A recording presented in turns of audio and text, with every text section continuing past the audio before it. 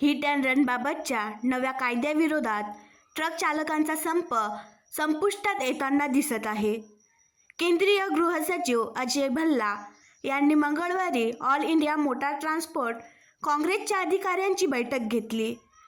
बैठकीनंतर त्यांनी सांगितले की नवीन कायद्याची अद्याप अंमलबजावणी झालेली नाही.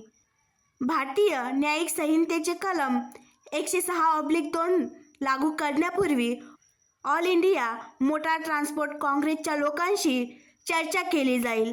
त्यानंतरच निर्णय घेतला जाईल. सरकारने परिपत्रक जारी करून सर्व वाहन चालकांना कामावर परतण्याचे आवाहन केले आहे.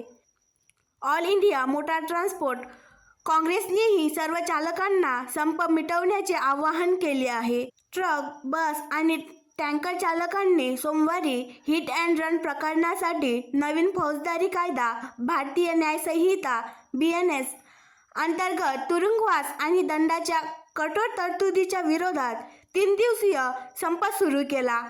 संपाचा मंगळवारी दुसरा दिवस सुरू झाल्याने उत्तर आणि पश्चिम भारतातील जवळपास 2000 पेट्रोल पंपावर इंधन संपले.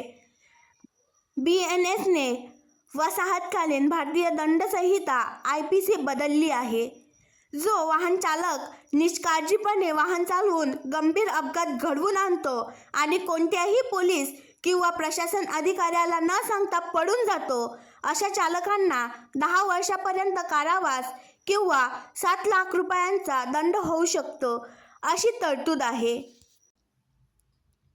आणखी नवीन व्हिडिओ पाहण्यासाठी आमच्या देशमुख एक्सप्रेस न्यूज चॅनलला सबस्क्राईब करा, लाईक करा आणि शेअर करा.